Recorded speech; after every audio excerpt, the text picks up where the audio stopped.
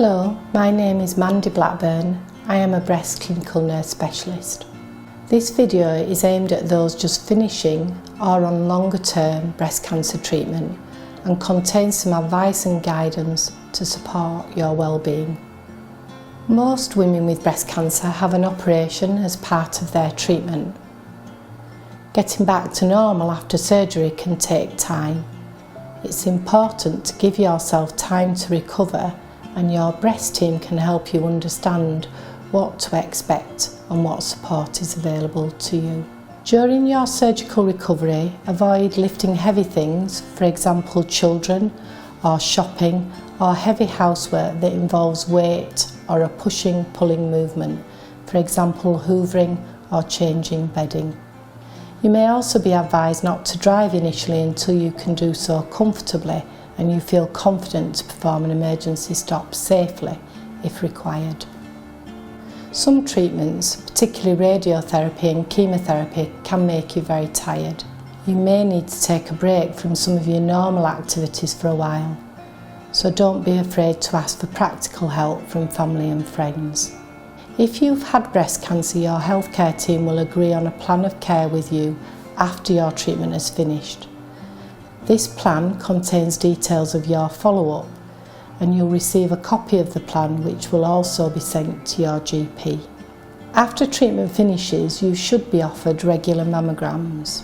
Although it's rare, your treatment for breast cancer may cause pain and stiffness in movable joints such as the hands, shoulders or knees.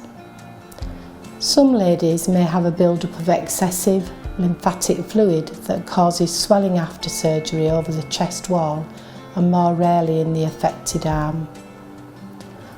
Although most cases of breast cancer occur in women over 50 who've experienced the menopause, some young women may have to cope with early menopausal symptoms caused by cancer treatment. Symptoms can include hot flushes, vaginal dryness, loss of sexual desire. Long-term side effects can also have a real impact on your daily life, and there are some steps you can take to help manage them. Even if you already have a healthy lifestyle, you may choose to make some positive changes. Small changes, such as eating well, keeping active, achieving a healthy weight, can significantly reduce risk and improve overall health and well-being after treatment. Stopping smoking will also improve overall health and fitness. Some complementary therapies can help the side effects of hormone treatment, and advice is available from your local cancer information centre and nurse specialist team. Red flag symptoms are changes to your well-being that you may notice, and we would like you to be aware of what they look and feel like.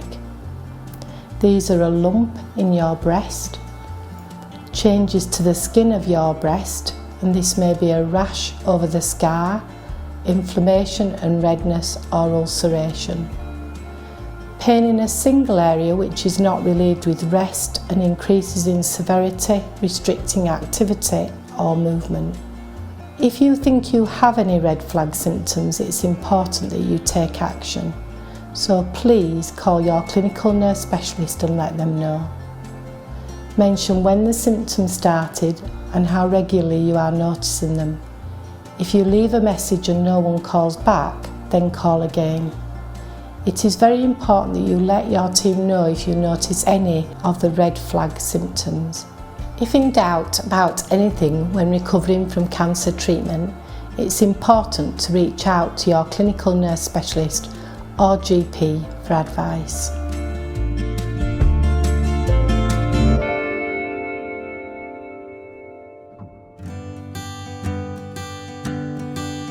My name is Claire Stappard. I'm 43. I'm a mum to 3 boys and currently work for the NHS. I was diagnosed in 2016. It was a HER2 positive breast cancer. They decided to do chemotherapy first to shrink the tumour, and then I had a lumpectomy, and then that was followed by 3 weeks of radiotherapy.